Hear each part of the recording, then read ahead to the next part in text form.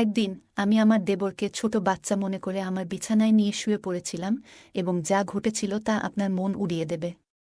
আমার নাম নীলা, আর আমার বয়স 23 বছর। আমি অনেক সুন্দর দেখতে, গায়ের রং ফর্সা, একটু মোটা হওয়ায় বাইরে বের হলেই সবাই চেয়ে থাকে।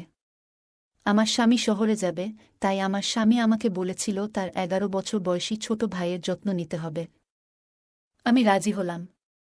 প্রতিদিন তাকে স্কুলে নিয়ে যেতাম এবং রাতে আমার ঘরে ঘুমাতে দিতাম। একদিন আমি দেখি সে আমার পুরনো প্রেমিকের মতো। আমি ভয় পেয়ে বাড়ি ফিরে আসি। দেবর বিষয়টি জেনে আমাকে ব্ল্যাকমেইল করতে শুরু করে। সে বলেছিল যদি তার শর্ত পূরণ না করি তবে সে সব ফাঁস করে দেবে। আমার বিয়ের 4র্থ মাস ছিল। জীবন ভালো চলছিল। আমার স্বামী একদিন অন্য শহরে যেতে হলে সে আমাকে তার ছোট ভাইয়ের যত্ন নিতে বলে। আমি তাকে যত্ন করতে শুরু করলাম কারণ ছোটবেলা থেকেই আমি বাচ্চাদের ভালোবাসি। আমার স্বামী তার ছোট ভাইকে স্কুলে নিয়ে যেত, যা আমাদের বাড়ি থেকে বেশি দূরে ছিল না। আমি অবাক হয়েছিলাম যে আমার স্বামী বুঝতে পারেনি তার ভাই এখন বড় হয়েছে এবং নিজের যত্ন নিতে পারে। মাঝে মাঝে মনে হতো সে কিছু লুকিয়ে রেখেছে, তবে আমি বেশি তর্ক করিনি এবং স্বামীর কথা মতো তার যত্ন নিতাম। আমি আমার দেবরকে যত্ন নিতাম যেমন আমার স্বামী করত, যেন সে ছোট বাচ্চা। একদিন তাকে স্কুলে নামানোর সময় দেখলাম একজন স্মার্ট লোককে। দেখে আমি অবাক হয়ে গেলাম কারণ সে আমার পুরনো প্রেমিক। কয়েক বছর আগে মারা গেছে। এখানে কিভাবে সে বেঁচে আছে এবং আমার সামনে দাঁড়িয়ে? আমি কল্পনাও করিনি যে আমরা এভাবে আবার দেখা হবে। আমার গল্পগুলো তোমরা শুনো, কিন্তু সাবস্ক্রাইব করো না। দয়া করে গল্পগুলো ভালো লাগলে চ্যানেলটি সাবস্ক্রাইব করো। একদিন আমি স্কুল থেকে আমার দেবরকে আনতে গেলাম। সেদিন আমি এমন একজনকে দেখলাম যাকে দেখে আমার পায়ের নিচের মাটি সরে গেল। সেই মানুষটি ছিল আমার পুরনো প্রেমিক, যাকে আমি ভেবেছিলাম অনেক আগেই মারা গেছে। সে কিভাবে জীবিত এবং আমার সামনে? এটা কিছুতেই হতে পারে না, আমি ভেবেছিলাম। আমি বাড়ি ফিরে এলাম, পুরো শরীর ঘামে ভিজা। দেবর আমার কাছে এসে জিজ্ঞেস করল, কি হয়েছে? তার মুখে একটা হালকা হাসি ছিল। আমি তাড়াতাড়ি মুখ নামিয়ে ফেললাম যাতে সে কিছু বুঝতে না পারে। আমার দেবর এসে আমাকে পানি দিল। আমি তার হাত থেকে গ্লাস নিতে গিয়ে হাত ফসকে ফেলে দিলাম। তার চোখে এমন কিছু ছিল যা আমাকে কাঁপিয়ে দিয়েছিল। সে 11 বছরের বাচ্চা, কিন্তু বড়দের মতো তৃষ্ণার্ত চোখে তাকিয়েছিল। আমি তাকে রুম থেকে বের করে দিলাম এবং বিছানায় বসে কাঁপতে লাগলাম। আমার দেবরের সামনে এতটা ভীত হয়ে পড়েছিলাম, কিন্তু কেন এমন ভয় পাচ্ছিলাম বুঝতে পারছিলাম না। মনে মনে নিজেকে সান্ত্বনা দিলাম এবং ভাবলাম এখন শুধু আমরা দুজনই বাড়িতে আছি। আমি কি করব? আমার বাবার একটি কথা মনে পড়ে গেল, যে বাড়িতে শুধু 2টি ছেলে থাকে সেখানে মেয়ের বিয়ে দিও না। কিন্তু মা রাজি না হয়ে আমাকে এখানে বিয়ে দিয়ে দিলেন। যদি তখন কেউ বাবার কথা শুনত, আজ আমি এই পরিস্থিতিতে থাকতাম না। আমার স্বামী আমাকে বিয়ে করে খুব যত্ন নিয়েছে, কিন্তু সময়ের সাথে সাথে বাড়ির পরিস্থিতি কঠিন হয়ে উঠল। তাকে আরও কঠোর পরিশ্রম করতে হলো এবং প্রথম চাকরি ছেড়ে নতুন চাকরি নিতে হলো। নতুন চাকরিতে যোগ দেওয়ার কয়েকদিন পর তাকে শহরের বাইরে যেতে হলো। আগে সে শহরের বাইরে গেলে দ্রুত ফিরে আসত, কিন্তু এবার কয়েকদিন থাকতে হবে। আমি তাকে না যেতে বলেছিলাম, কিন্তু সে বলল এটা জরুরি। আমার মা এখন আর বেঁচে নেই, আর ফুফু এবং বোনেরা সবাই তাদের নিজের ঘরে। কাকে ডাকব? চুপ করে স্বামীর জন্য অপেক্ষা করতে লাগলাম। সে যদি কিছুদিন বাইরে থাকে, আমার জীবন আরও কঠিন হয়ে যাবে। একদিন আমি আমার দেবরকে স্কুলে নামাতে গিয়ে দেখলাম সে আমার দিকে তাকিয়ে আছে। আমি তার স্কুলের স্যারদের সাথে দেখা করতে গিয়েছিলাম। সে আমার সামনে বসেছিল, তার মুখে সেই চেনা হাসি ছিল, যদিও এখন একটু দুঃখ ছিল। আমি তাড়াতাড়ি মুখ নামিয়ে নিলাম, কিন্তু মনে হলো অনেক দেরি হয়ে গেছে। স্যারকে ডেকে বলল, স্যার, এই আমার দেবর। তারপর সে আমার সাথে কথা বলতে লাগল। আমি খুব কনফিউজড হয়ে গেলাম, কেন জানি না। আমার অতীত মনে পড়তে লাগল। আমি কিছু কথা বললাম এবং তারপর দেবরকে বললাম, চল, বাসায় অনেক কাজ আছে, কিন্তু তুহিন আমাদের জন্য খাবারের অর্ডার দিয়েছে। বলল, দিদি তুমি রোজ আমার সাথে আসো। স্যার আজ অনেক মজা করেছে। সাহস জোগাড় করে আমি মাত্র 2টো কামড় খেয়ে বেরিয়ে এলাম। অনেকদিন পর তুহিন বের হল। আমি তাড়াতাড়ি অটোতে বসে তুহিনকে ইশারা করলাম যে আমরা বাড়ি ফিরছি।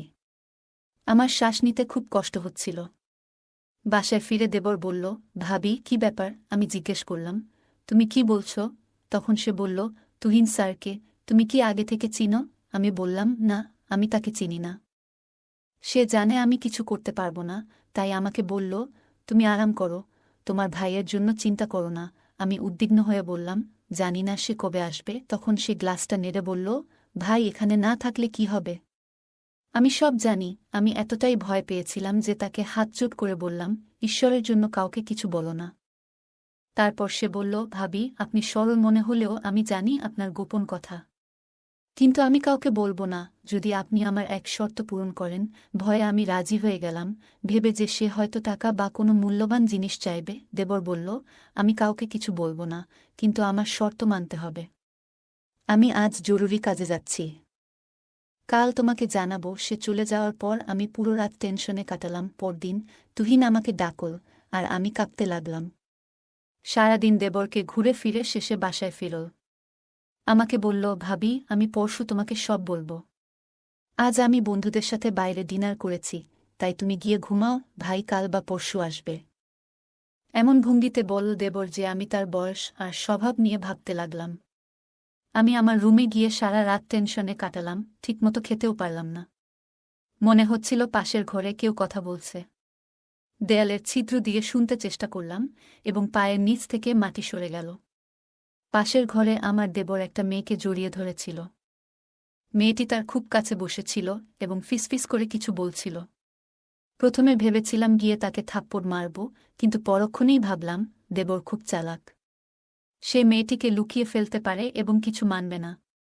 তাই সিদ্ধান্ত নিলাম কয়েকদিন অপেক্ষা করব। যদি আবার এমন দেখি, কখনো ক্ষমা করব না। রাতটা খুব কষ্টে কাটল। পরদিন গুড ফ্রাইডে ছিল, তাই স্কুল বন্ধ। আমি একটু বেশি ঘুমালাম। সকালে উঠেই দেবরকে ঘুম থেকে জাগালাম। সে বলল, ভাবি অন্তত ছুটির দিনে আরামে ঘুমাতে দাও। আমি বললাম, গরম নাস্তা করছি, খাও। সে কিছু না বলে রান্নাঘরে এসে বসল। আমি জিজ্ঞেস করলাম, কি ব্যাপার? সারা রাত ঘুমাওনি? সে বলল, ভাবি রাতে জেগে থাকা তোমার কাজ। আমি নিষ্পাপ। তার কথায় বিব্রত হয়ে গেলাম। নাস্তা শেষে সে বলল, ভাবি তুমি খুব ভালো।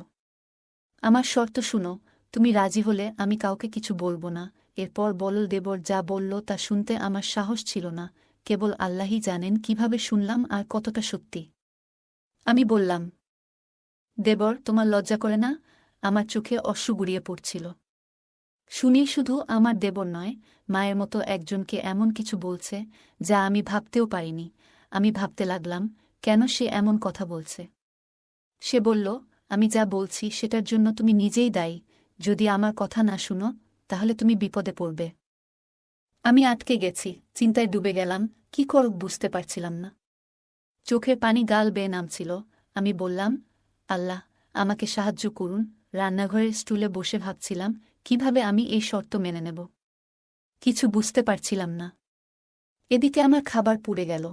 আমি নাস্তা করতে পারলাম না, আর শুধু কান্না করছিলাম। মনের মধ্যে ঘৃণা জন্মাচ্ছিল এই ছেলেটার প্রতি। কিছুক্ষণ পর বলদেবর ফিরে এসে বলল, কি ভাবছ ভাবি?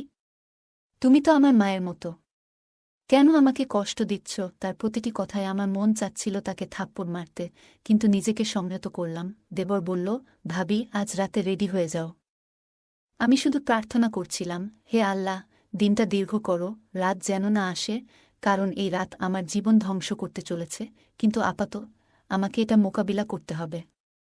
এই কলঙ্ক আমার জীবনে অন্ধকার নিয়ে আসবে। আমি চুপচাপ বসে দেখলাম দিন ফুরিয়ে আসছে। রাত আসার মানে আমি আর কিছুক্ষণের মধ্যে বিপদে পড়ব। হঠাৎ রাত 9টা বাজল এবং সে রান্না করতে শুরু করলাম। আমি স্নান করে ঈশ্বরের কাছে প্রার্থনা করতে লাগলাম। দরজায় জোরে কড়া নাড়লে আমি দরজা খুললাম না। এই পাপ থেকে বাঁচতে চাইলাম। দরজায় ধাক্কাধাক্কি থেমে গেল। বাইরের দরজা খোলার আওয়াজ পেলাম। তার কাছে ঘরের ডুপ্লিকেট চাবি ছিল, তাই সে ঘরে ঢুকল। আমার দরজায় অনেকবার টোকা দিল, কিন্তু আমি খুললাম না। সে বলল, ভাবি আপনি নিজের জন্য কষ্ট বাড়াচ্ছেন। আপনি যদি নিজের যত্ন না করেন, তবে কে করবে? সে অনেকক্ষণ দরজায় দাঁড়িয়ে কথা বলল, কিন্তু আমি চুপ থাকলাম। আমি সিদ্ধান্ত নিয়েছিলাম আজ রাতে দরজা খুলব না, যাই হোক। সারা রাত শান্তিতে ঘুমালাম। সকালে উঠে রান্নাঘরে গেলাম। দেবরকে বললাম, আজ থেকে তুমি নিজেই স্কুলে যাবে, আমার অনেক কাজ আছে। সে আমার মুখের দিকে তাকিয়ে রইল, কিছু বলল না। ব্যাগ হাতে নিয়ে বেরিয়ে গেল। কিছুক্ষণ পরে আমি তার পেছন পেছন চলতে শুরু করলাম। দেখতে চাইলাম সে কোথায় যায়।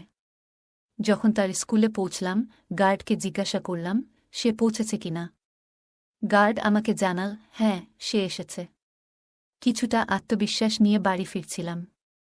স্যার তুহিন আমাকে বললেন, তুমি আমার সাথে এমন করলে। আমি দ্রুত হাঁটতে শুরু করলাম।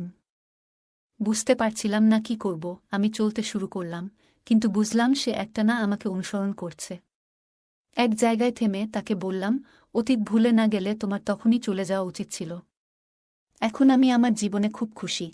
তোমার এসব করা উচিত নয়। সে কিছু বলল না, আর আমি বাড়িতে ফিরে অবাক হলাম, দরজার তালা খোলা। আমি খুশি হলাম স্বামীকে দেখে যে সে আগের মতো আর হাসছে না, তবে তাকে জড়িয়ে ধরলাম। তার আচরণে খুশি হলেও হঠাৎ এমন পরিবর্তনে চিন্তিত হলাম। মনে হল দেবর হয়তো কিছু বলেছে। গোসল সেরে বললাম, নাস্তা রেডি। সে ঠান্ডা সুরে উত্তর দিল, আমি নাস্তা করে এসেছি। আমি সুনীলকে জিজ্ঞেস করলাম, কিছু ঘটেছে? সুনীল বলল, অনেক কিছুই ঘটতে যাচ্ছে। তুমি মজা করো। আমার মনে আল্লাহর কাছে প্রার্থনা করছিলাম, আমাকে এই কষ্ট থেকে রেহাই দাও। আমার মধ্যে দেবরের জন্য অনেক ঘৃণা জমেছিল। আমার স্বামী বলল, কিছুদিন মায়ের কাছে যাও, কিন্তু আমি যেতে চাইনি, কারণ আমার স্বামী অনেক দিন পর বাড়ি ফিরেছে। তবে আল্লাহর পরিকল্পনা ভিন্ন ছিল। সন্ধ্যায় বাড়ি থেকে ফোন এল, ছোট ফুফুর অবস্থা খুব খারাপ। আমাকে দ্রুত যেতে হবে।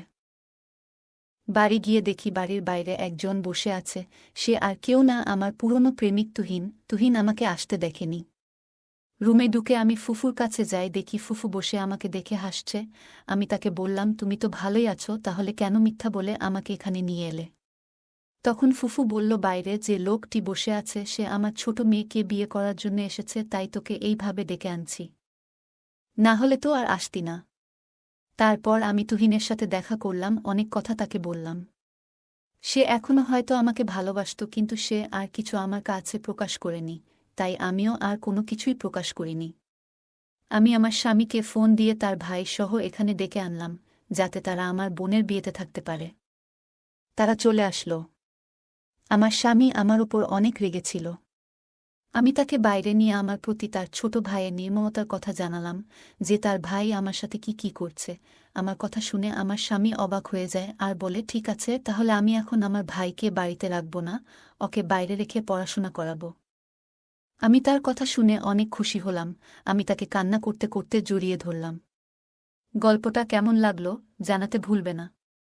আরও মজার মজার রোমান্টিক গল্প শুনতে চাইলে ভিডিওটি লাইক, শেয়ার এবং চ্যানেলটি সাবস্ক্রাইব করতে ভুলবে না। ধন্যবাদ।